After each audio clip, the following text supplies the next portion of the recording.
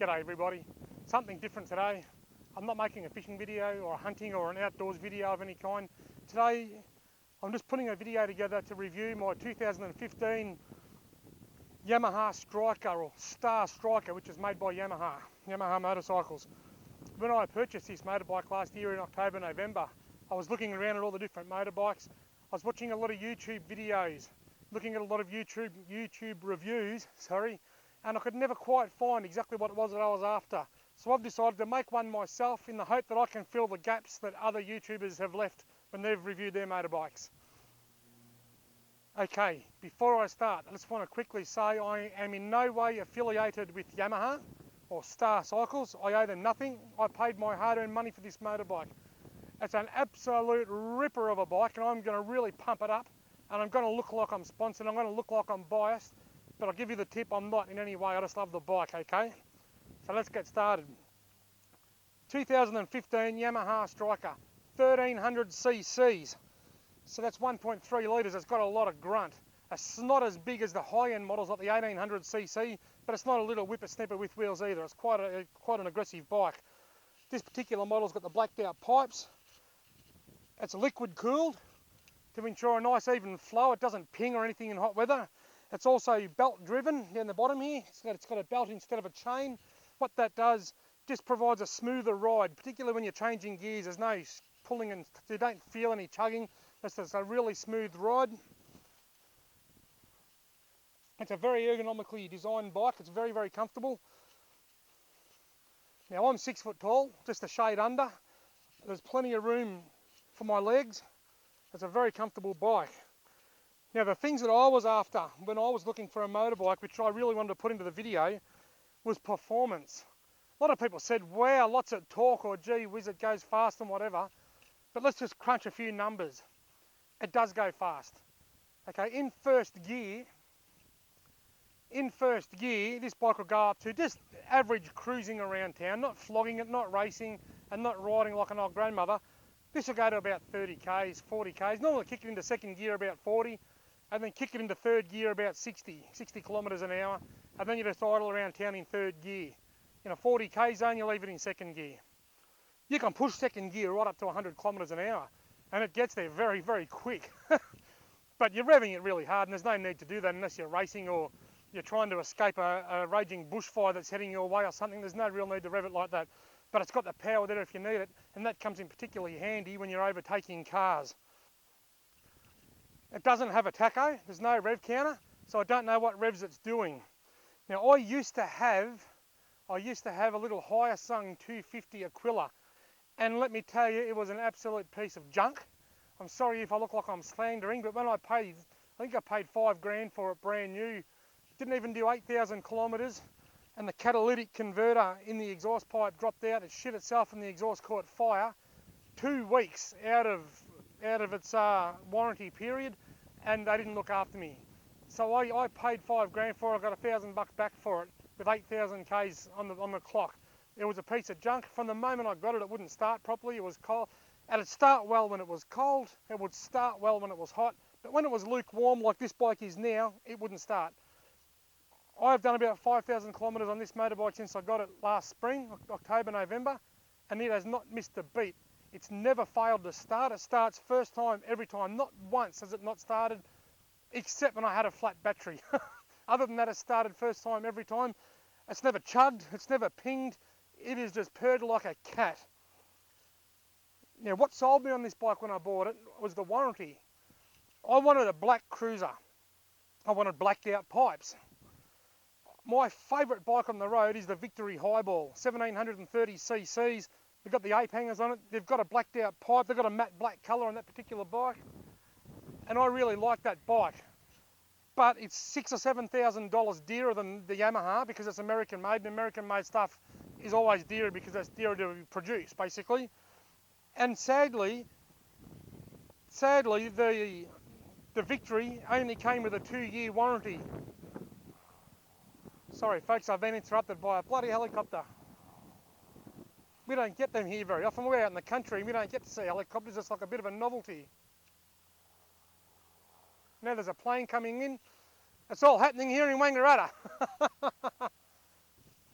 Right, so this bike cost me, it was 16 grand plus on-roads. I spoke to the wonderful folks down there, Mark, down at City Yamaha in Elizabeth Street in Melbourne. He done it for me for 16 grand. He threw in the on-roads, which was really good. So 16 grand on the road, right away with a whopping 5-year unlimited kilometre warranty. So that's a great thing to have, 5-year unlimited kilometre warranty. And now Whitehouse Cycles up in Albury, they do all the servicing. I was actually going to buy the bike off Steve at Whitehouse. Unfortunately, it was getting towards the end of their tether. It was late in the year. They'd stopped producing the 2015 models and they were very hard to get hold of. I didn't want to wait for the 2016 because I wanted black. I just love black. So here we go. 2015 Yamaha Stryker, blacked out, 1300cc, plenty of grunt, 5-year unlimited kilometre warranty. I bought mine from City Yamaha in Elizabeth Street in Melbourne, and I just absolutely love this bike and I cannot fault it. If I do fault it, there's probably only 2 things I can fault on it. One of them is the fuel costs. It's not as cheap to run as I thought it would be. Bear in mind, I've got no basis for comparison as I've never ridden a 1300cc motorbike. So it could well be cheaper than other bikes. I just do not know. So that's probably not a good thing to go on. And also bear in mind, that even though it's dearer than I expected, it's still cheaper than just about any other car on the road.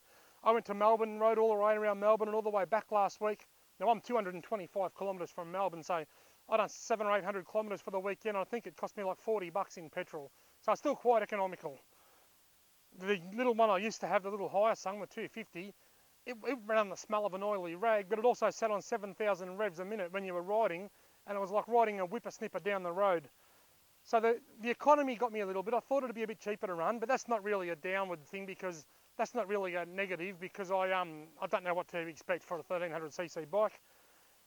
And the other thing is the blinkers. Some motorbikes you have to cancel them out and some you don't. With this motorbike, you have to actually manually cancel the blinker out. You push your thumb in and cancel it out, and a lot of you bike riders will realise that. That's not a bad thing, except sometimes you forget to turn your blinker off. But if you forget to turn your blinker off and you put it in the garage like I did a couple of weeks ago, and then you don't drive it for a week or two, or ride it for a week or two, sorry, when you get back out, you've got a flat battery, because that's what happened to me. I couldn't work out why I had a flat battery on a brand new motorbike, but that's why, because I'd left the blinker on.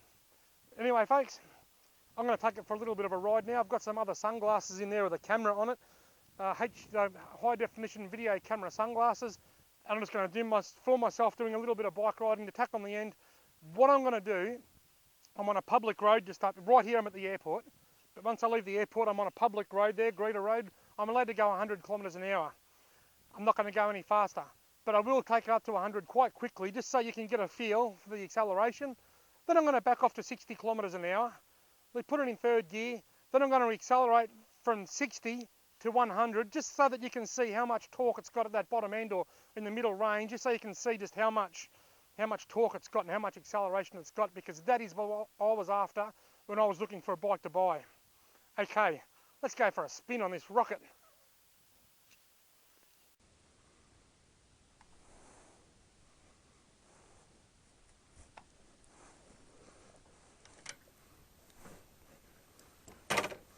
So comfortable. Now you watch this, this will start first time like it does every time. Easy peasy lemon squeezy.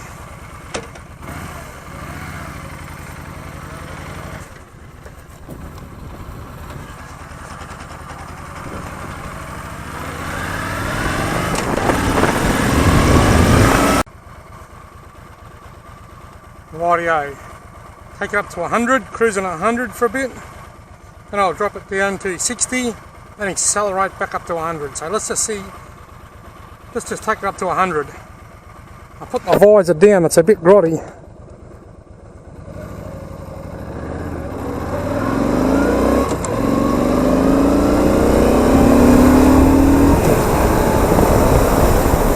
Now there's 100. Got there very quickly.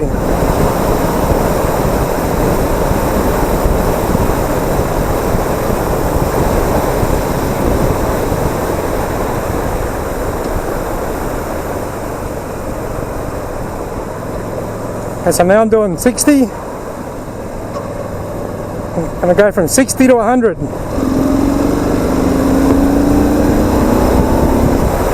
Took about 2 seconds. And there's the wife.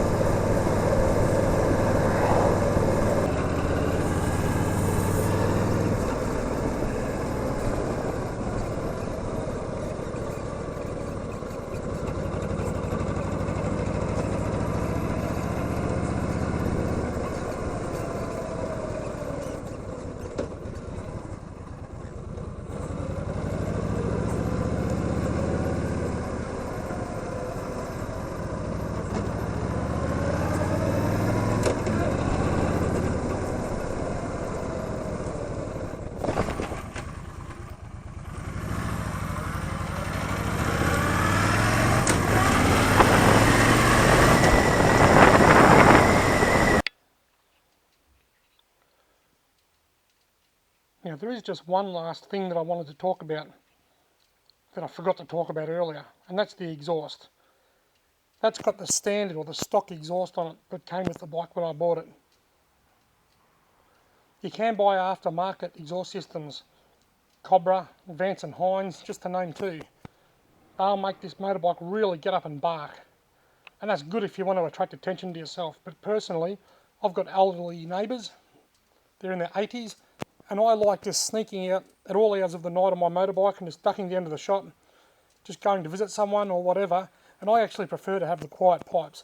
I would love the loud exhaust system, but I don't want to make the noise that annoys the neighbours. And also, with so much power at your fingertips, it's too tempting to open the throttle. And if you've got a loud set of pipes on, they'll really bark each time you open that throttle, and you will attract a lot of attention to yourself, which isn't always a good thing.